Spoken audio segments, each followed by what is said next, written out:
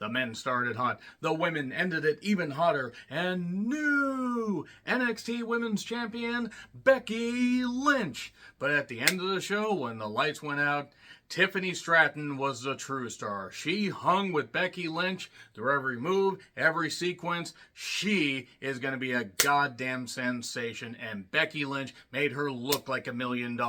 I'm Joe Renton with my review of WWE NXT, and what a great edition of NXT that was. At least it would have been if it had just been the opening match and the closing match, because unfortunately the rest of the show happened. There are still a lot of problems in NXT, but because many people requested I watch it, they said, please give it a chance. Okay, I gave this week's edition a chance. I'm not going to review NXT weekly. They still got some problems, some stuff I just can't overlook, and I'm not going to shit on everything else, but good God, for everything good that they do, there's just some cartoonish bullshit, and Booker T's motherfucking show-killing, abortion-filled commentary. He sounds like a goddamn AI program is on the fritz. And it's just spouting out stuff. Oh yeah, what the hell's wrong with you? Bobby Heenan would be a better commentator, and he's been dead for a few years and wasn't able to speak much for the last number of years of his life, and still is a better commentator than Booker T. That being said, I wrote down, I'm here for Becky and Stratton. That's it.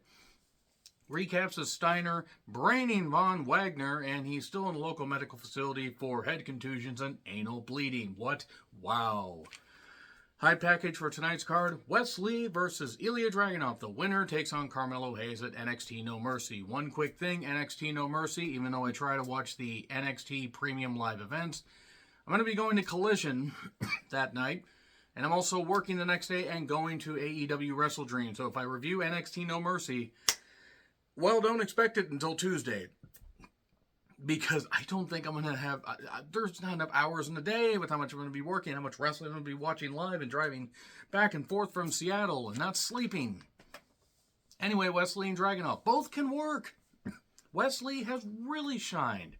Ilya is a tremendous wrestler, fiery and amazing. He doesn't pop a blood vessel or several with how he fires up and all that. Wesley doing some good hit and run offense. Ilya just intense. The Germans. Wes kept fighting back. We got a nice dive, and then we got a German on the announcer's table. Don't know why. It looked cool, I guess. And Wesley fighting back with some kicks, a big old air. I mean, he just wound back and boom, Ilya hit him. That was good stuff. A huge dive over the post. Holy shit, holy bleep chance. And then that hammer blow fist, the H-bomb, a German bombing. I mean, I really don't think I need to make any jokes there. And then it looked like Wes might actually pull it out, but no, he got hit with another one from behind. 1, 2, 3. Mello comes out to stare down Ilya, and Wesley leaves dejected. And it makes sense with the story arc, because even though I haven't reviewed NXT, I've kept up enough on some of the storylines to know that Wesley is on a bit of a losing streak, and he's really frustrated. And then Baron Corbin comes out to basically say what Steiner did to Von Wagner. My God, I'm no fan of Von Wagner. He will never be the same again. Steiner come out, I got something to say to you. I know his name's Braun Breaker, but Steiner is better. He's a Steiner. I'm calling him Steiner. And then he says, by the way, what you did to Von Wagner, it was awesome, because obviously it was a ruse. They're trying to give Corbin personality. To be fair, this is the most personality he's shown in a while. And then Steiner's all thrilled, and then they're going back and forth, and then things get a little more heated, and Corbin is trying to get Steiner to take him out of the Lennon tree, but that won't work, and Steiner and him get in a bit of a slap fight. After Steiner basically says, oh, you want to have a match at No Mercy? Well, you're going to end up just like Vaughn. You better tell your family. You better make peace with God, basically. And then they get in a slap fight. Bitch smack! And then security comes out to separate. And then we get Briggs, Jensen, and Miles Bourne, who I know he's been somebody that they featured a little bit, and he got beat up recently when Gulak, Charlie Dempsey, and Damon Kemp, they were doing some stuff. So they got this whole thing, and Miles Bourne is clearly not going to turn on Briggs and Jensen, but he did. The best part of this was Fallon Henley. My goddamn goodness. And Miles Bourne, curse your sudden and obvious betrayal. He posts Jensen, and then Damon Kemp beats him. This really didn't take more than maybe 5 minutes, and that's being generous. Chase University, stop it. You fucking stop it. Shawn Michaels, you goddamn piece of shit, stop this. It's not good. Whoever's responsible for Chase U getting more television time needs to be fired. I know there are people that like Chase U. That's fine. I don't. It's played out. And then two guys make fun of JC Jane and Thea Hale because JC has taken Thea under her wing. And okay, a more serious Thea Hale, that's fine. I love JC. She's got a great goddamn look. And she's also improved in the ring. And she's got the personality to back it up. I don't know who these two guys were, but they should have fired the cameramen that filmed this goddamn thing. Or the cameraman should have just said, no, we're walking out of this goddamn thing. We don't want to deal with this. This made nobody look good. This was so fake and phony and stupid. JC and Thea deserve better than this. A more serious Thea Hale leaving Chase University behind. I wish we all could. That I'm for. And then Dana Brooke, along with Kalani Jordan, I think is her name, taking on Lyra Valkyria, or Rise of Lyra as I used to call her. And Lyra can work. What is Dana Brooke doing? Her best. And her best wasn't good enough. Lyra got the victory. And then Kalani, keep wanting to call her Lalani, stops Dana Brooke from attacking Lyra. None of us are going to live long enough for Dana Brooke to improve beyond what she is. She's putting in the work. She's been there for 8 years. She works hard. I'm not faulting her, but there are just some things people are not cut out to do. Have her be a manager, have her do something. She's supposed to be like all angry because she doesn't feel like she's earning the respect. I don't want anything bad to happen to her, but she's not good. She's not. And then the NXT Women's Breakout Tournament. Joy, another tournament. I mean, I know the point, and that's fine. I get why they're doing it, but yeah. Eddie Thorpe is upset at Dijak, and then Dijak appears on the screen, has his belt, and is whipping a tree. Because that's a tree that Eddie goes and meditates by. Remember when Carl Fredericks could have been a big star in wrestling? And Dijak's now resorted to whipping trees. He looks like a beast. He's like Masahiro Chono a little bit. I mean, a taller version of him, even though Chono was pretty tall. Yeah. Whipping a tree. Good creative there. Dominic then confronts Mello. If they give Dominic the NXT World Championship, I will say right now that is the last time you will see me reviewing NXT. And that I hope that Shawn Michaels, the Road Dogg, and everybody involved in that decision get fired immediately. They wouldn't be stupid enough to do that. No, who would be stupid enough to give Dominic a championship? Mackenzie is with Becky. I wish. But also she was talking to Becky. And then Becky and Kiana James at some point? I mean, Kiana James has shown her athleticism and working with Becky in a TV program. Why not? And then Tyler Bate and Axiom Verge are going to be in the Not G1. It's the Heritage Cup Invitational Tournament something. Whatever the hell, I don't care. Why was Noam Dar on a stuffed elephant? Why is Noam Dar? Why is Meta 4? This is a stupid group, and basically I said, ho, it's Bate and Axiom Verge, and they had a match, and Tyler Bate won. Meta 4 is one of the worst goddamn groups going today, and it's not even anything against the talent. They're goofy, they're stupid, and Noam Dar makes no goddamn sense. And I really don't think that dressing them up like African or Australian or Floridians or whatever trying to hunt down animals is really a good idea. Everybody involved in this, putting this whole thing together, I don't even mean the wrestlers. If there's a creative staff there needs to be a massive turnover. Peter Dunne talks about facing Tyler Bate. I'm all for that. I mean, he's Butch now, which is a stupid name. But them rekindling their history, I'm all for it. And then Joe Wayne Gacy and Ava Braun are by a tree that's fallen because the grizzled young veteran said, that's it, we're done, we're leaving. Apparently they are done.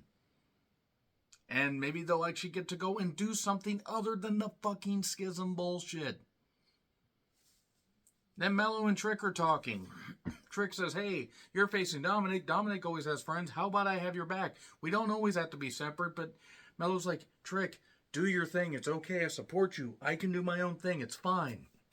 Meanwhile, in the background, Wesley cleans out his locker room, throws his sign down, and or cleans out his locker. Not his locker room. I don't think he has a whole locker room. I don't think he has that much shit. Maybe he does. I don't know. And then the Creeds took on Idris Enofe and Malik Blade. Okay, I like Blade and Enofe. They got more flash to their entrance here. The Creeds are raw but talented. And Ivy Niles in their corner. And Carrillo and Humberto and, not Hector, but Angel were there. Team Telemundo, as I was saying, gasped in Spanish. And other people are there. And other teams are watching. And the Creeds won. It didn't really take that long. Blade and Enofe jump-started it, but got beaten. And then a bunch of, 40 million people showed up. Actually, I think it was only about 4 teams, but a lot of teams showed up and then fought off. They fought in and fought off. And then Becky and Lyra had a match. A closed caption crew was having a collective aneurysm trying to keep up with this. And I like Lyra and Becky, but you gotta ride the audio levels up there, pal. Roxanne and some of the women, I think one of them was Danny Palmer. I don't know who the other 2 blondes were. And please stop having Roxanne talk. There is no amount of time that they can give to Roxanne. Give her a manager. Please give her a manager. For the love of all that is decent. For the love of our eardrums, give her a manager. And then Elektra Lopez and Lola something or other. I forget Lola's last name. They flashed it in a graphic, but I didn't really care. They're pissed off at Roxanne. I'd be pissed off at Roxanne, too, if she was doing anything other than wrestling or being the teen, or being now early 2020 prodigy that she is, because she can't fucking talk. I'm sorry, I hate to harp on that, but god damn it. And then Nathan Mega Man Frazier, or at least he used to be Mega Man until he proved he was a religious crackpot, took on Tozawa. Seriously? Frazier won in 5 or less minutes. And then Gallus said something. I do not ever understand what Gallus says, and Duke Hudson says he's going to be the spoiler. The spoiler drew money. That's no disrespect to Duke Hudson. Ali is not happy that Dominic, basically was a bad referee in a match because he's a bad referee, a bad wrestler, and just a bad overall person to have in any wrestling capacity on the show. But Dragon Lee's pissed, but Ali says, don't worry, even though he's a full-on heel now. I beat him, you're getting the first shot. And Dragon Lee says, I'm not done with him. Wesley says, I'm going home. Tell my wife I'm going home. Oh, there's his wife. God, his wife is beautiful. Good on them for being happy. That's it for that. Wesley leaves, and then suddenly somebody with orange hair that isn't Becky Lynch attacked Blair Davenport. It's Gigi. And she bounced Blair Davenport's face off the goddamn garage, and I'm sure that chin probably dented about 5,000, feet of that goddamn door. I know that's not actually how much feet of door there was, but Blair Davenport has a chin that Antonio Inoki would be proud of, and Antonio Inoki passed away a year ago. Almost. Becky and Tiffany make their entrances. By the way, before they did the thing with Ali, they showed Becky and Tiffany starting to walk to the ring in the backstage area. And then 9 minutes later, Becky makes her entrance and Tiffany makes her entrance. We get all this stuff. Becky and Tiffany, NXT Women's Championship, and good. This was good. This was good stuff. Well worked. Tiffany Stratton is going to be great. If she sticks with this shit, she's going to be one of the best they've goddamn signed. She was great. She stuck with Becky throughout this whole day. Obviously, Becky was calling this damn thing. Tiffany has admitted she needs more time in NXT, but this worked. This was takeover worthy, even though they don't have takeovers anymore, because they don't have takeover quality events anymore, because Shawn Michaels has 2 different visions of NXT, and none of them really work when they cross-eye together. I'm sorry, except I'm not. But this was a test for Tiffany, is what I wrote down, and she passed it. Now, not that it's my opinion that really matters at the end of the day. She's the one putting in the work, but Becky obviously calling it, but Tiffany there for everything. The one-upping to start. Tiffany showing off some good power. Stratton is improving, is what I wrote down. Lynch, kept going for the arm, and then there was a swanton, beautifully done, picture perfect. Remember when Jeff Hardy could do that? Before Jeff broke his body down? Got a big old stomp for 2. Great shit. Becky got the arm bar, but Stratton kept going for the ropes.